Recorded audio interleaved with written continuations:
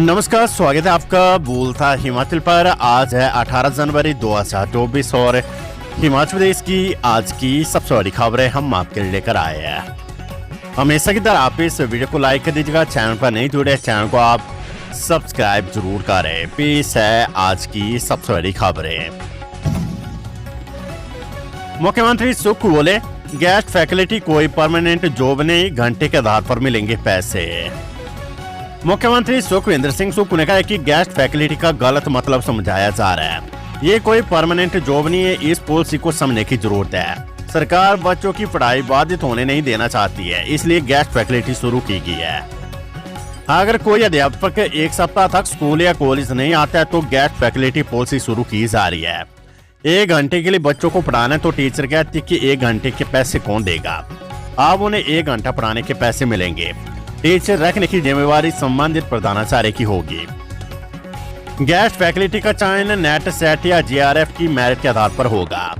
School में teacher छुट्टी पर होते हैं तो इस पॉलिसी के आधार पर नए टीचर रखकर बच्चों की पढ़ाई सुचारू रखी जा सकती है। उन्होंने कहा कि प्रदेश सरकार का विजन स्पष्ट है कि बच्चों की पढ़ाई का नुकसान न हो, इसलिए इस पॉलिसी को लाया गया है। अगले शैक्षणिक सत्र में नहीं बैठेगा एचपीयू में चल रहे 5 कोर्सेज का बैच। हिमाचल प्रदेश विश्वविद्यालय एचपीयू में चल रहे 5 कोर्सेज का बैच अगले शैक्षणिक सत्र 2024-25 में नहीं बैठेगा।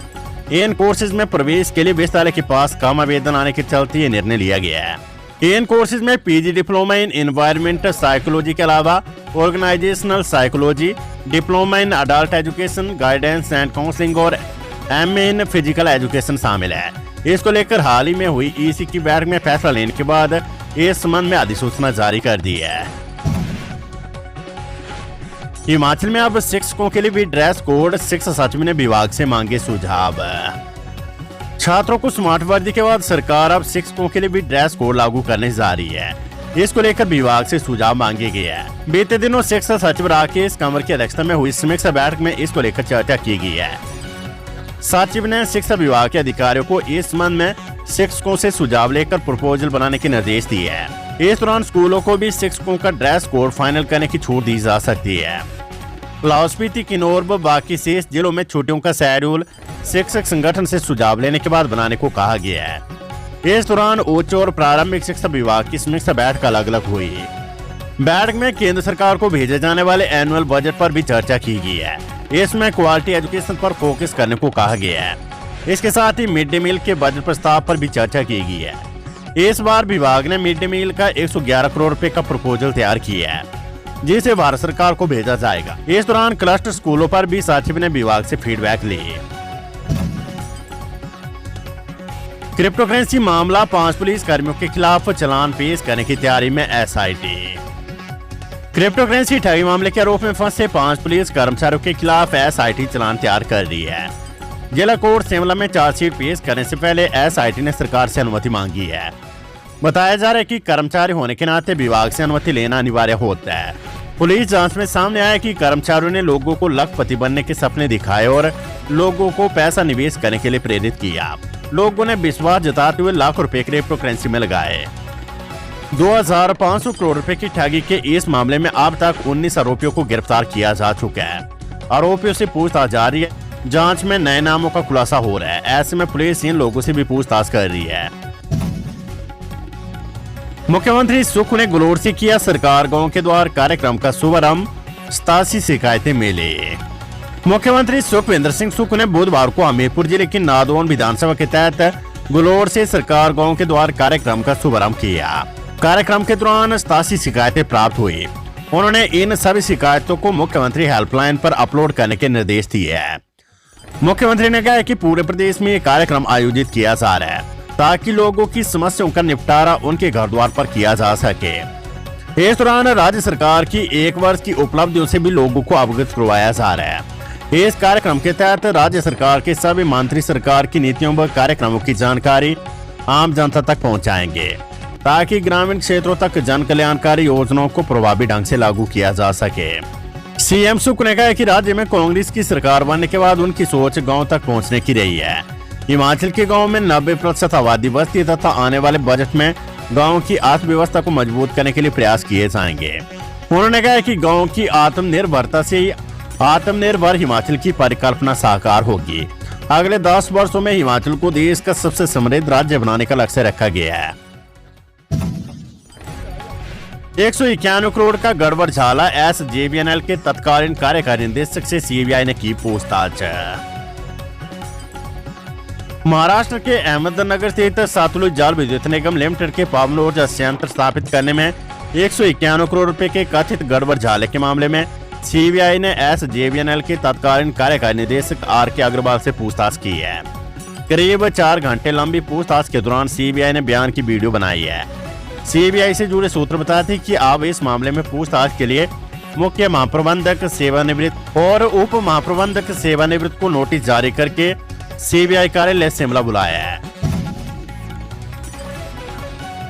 HPU शिमला BBA, BTA और BVOC की डिग्री करने के लिए विशेष मौका। हिमाचल प्रदेश विश्वविद्यालय HPU ने BBA, BTA और BVOC डिग्री पूरी करने के लिए विद्यार्थियों को एक और मौका दे दिया है। HPU ने विद्यार्थियों को दिए विशेष मौके की अधिसूचना जारी कर दी है। HPU शिमला की कुल सचिव की ओर से जारी अधिसूचना के अनुसार डिग्री पूरी करने और श्रेणी सुधार के लिए मौका दिया जा रहा है। Shastri BBA, BTA, BVOC course में रूसा CBS सेमेस्टर सिस्टम के तहत सत्र 2013-14 से लेकर 2017-18 और सत्र 2018-19 के बाद के CBCA वार्षिक परीक्षा प्रणाली के तहत 5 के छात्रों को अवसर मिलेगा। विशेष मौके में CBS रूसा सेमेस्टर सिस्टम के शास्त्री कोर्स के विद्यार्थियों को 5,000 रुपए प्रति सेमेस्टर और वार्षिक सिस्टम के तहत पंजीकृत विद्यार्थियों को 10,000 रुपए फीस चुकानी होगी। वहीं प्रोफेशनल कोर्स में BBA, BTA और BVOC के विद्यार्थियों को 20,000 रुपए प्रति सेमेस्टर के हिसाब से फीस देनी होगी। स्कूल शिक्षा बोर्ड धर्मशाला स्कूलों में 5 साल प्रवक्ता का अनुभव वाला बन सकेगा केंद्र अधीक्षक, बोर्ड ने मांगी आवेदन। सीनियर सेकेंडरी स्कूलों में 5 साल तक के प्रवक्ता का अनुभव रखने वाले अध्यापक बोर्ड परीक्षाओं में केंद्र अधीक्षक बन सकेगा। इसके अलावा हाई स्कूलों में 10 साल का TT और 15 साल का CNB में अनुभव रखने वाले अध्यापक भी केंद्र अधीक्षक बन सकेगा। वहीं सीनियर सेकेंडरी स्कूलों में 3 साल का प्रवक्ता, 5 साल का TT, 10 साल का CNB और हाई स्कूलों में 5 वर्ष का TT और 10 वर्ष का CNB का अनुभव रखने वाले अध्यापक उप अधीक्षक बनने के लिए पात्र होंगे। मार्च में होने वाली बोर्ड परीक्षाओं के लिए स्कूल शिक्षा बोर्ड ने 27 जनवरी तक अधीक्षकों और उप अधीक्षक के लिए आवेदन मांगे हैं। कुल्लू के सुल्तानपुर डाकघर में 5 लाख का गड़बड़ झाला, विभागीय जांच में खुलासा। हिमाचल प्रदेश के कुल्लू जिला मुख्यालय के सुल्तानपुर स्थित डाकघर में लाखों का गड़बड़ झाला सामने आया है। अभी तक की जांच में 5 लाख की राशि के गबन होने का खुलासा हुआ है। बुधवार को मामले में विभागीय जांच जारी रही। वहीं जांच में कोई वादा न आए, इसलिए यहां तैनात महिला सब पोस्ट मास्टर को हटा दिया है। वहीं डाक विभाग ने सभी खाता धारकों को अपनी पासबुक के साथ बुलाकर उनके खातों की निरीक्षण की प्रक्रिया शुरू कर दी है। शुरुआती दौर में करीब 5 लाख रुपए की राशि का गबन पाया गया है। मंत्री राजेश धर्मानी बोले, युवाओं के कौशल विकास के लिए स्थापित होगा स्किल डेवलपमेंट सेंटर। घुमारवी के किसारों में आयोजित सरकार गांव के द्वार कार्यक्रम में तकनीकी शिक्षा मंत्री राजेश धर्मानी ने कहा कि युवाओं के कौशल विकास के लिए स्किल डेवलपमेंट सेंटर स्थापित किया जाएगा। उन्होंने कहा कि जिला के हजारों युवक युवतियों को रोजगार उपलब्ध कराने के उद्देश्य से जिला में औद्योगिक क्षेत्र स्थापित किए जा रहे हैं, जिसके लिए निकट के भद्रोग गांव के पास 39 बीघा भूमि और गेडबी के बरसन में 35 बीघा भूमि चिन्हित की जा चुकी है, जिनके विकास पर 9 करोड़ रुपए व्यय किए जा रहे हैं। उन्होंने कहा कि बिलासपुर में 3 नई ITI बनाने का कार्य प्रगति पर है। चंबा के बुरमोर के लाल बाजार में 2 मंजिला मकान में लगी आग, मजदूर जिंदा जला। पठानकोट बुरमोर NH किनारे लाल बाजार में 2 मंजिला स्लेट पोस्ट मकान में आग लगी। हादसे में एक व्यक्ति जिंदा जल गया, वहीं लगभग 8 कमरों का मकान आग की भेंट चढ़ गया है। प्रत्यक्षदर्शियों के अनुसार मकान में जम्मू कश्मीर की लेबर के 8 लोग रहते थे। जैसी आग लगी तो 7 लोग तुरंत बाहर निकल गए, लेकिन एक बुजुर्ग मजदूर धुएं में दम घुटने के कारण बाहर नहीं निकल पाया, जिससे उसकी मौत हो गई है। इस अग्निकांड में 2 सगे भाइयों पुरुषोत्तम कुमार पुत्र देवियाराम व उत्तम चंद पुत्र देवियाराम का घर जल गया है। किन्नौर में दर्दनाक सड़क हादसा, बोलेरो कैंपर गहरी खाई में गिरी, 5 लोगों की मौत है। हिमाचल प्रदेश के किन्नौर जिले में बड़ा सड़क हादसा हुआ है। बुधवार दोपहर को इस दर्दनाक हादसे में 5 लोगों की मौत हो गई है। हादसा इतना भयानक था कि गाड़ी के परखचे उड़ गए हैं। रिकांगपियो अस्पताल में पोस्टमार्टम करने के बाद सभी मृतकों के सब परिजनों को सौंप दिए गए हैं। वहीं पुलिस हादसे के कारणों की छानबीन में जुटी हुई है। जयराम ठाकुर बोले, कांग्रेस सरकार में मंत्री, पार्टी नेता व कर्मचारियों से लेकर आम आदमी नाराज है। नेता प्रतिपक्ष एवं पूर्व मुख्यमंत्री जयराम ठाकुर ने आरोप लगाया कि कांग्रेस सरकार में मंत्री, पार्टी नेता और कर्मचारियों से लेकर आम आदमी नाराज है। उन्होंने कहा कि मुख्यमंत्री ने 1 वर्ष बाद मंत्रिमंडल विस्तार तो किया, लेकिन उसके बाद मंत्रियों से विभाग छीन कर नए मंत्रियों को दे दिए गए। इससे पहले काम कर रहे मंत्री और नए मंत्री दोनों परेशान हैं। जयराम ठाकुर ने यहाँ जारी बयान में कहा कि वर्तमान सरकार की तरफ से 13 माह में 14,000 करोड़ रुपए का कर्ज लेने के बावजूद हर वर्ग नाराज है, क्योंकि किसी के हितों का ध्यान नहीं रखा गया है। उन्होंने कहा कि निमंत्रण मिलने के बावजूद कांग्रेस नेताओं का अयोध्या में भगवान श्री राम की प्राण प्रतिष्ठा समारोह का विरोध करना महंगा पड़ेगा।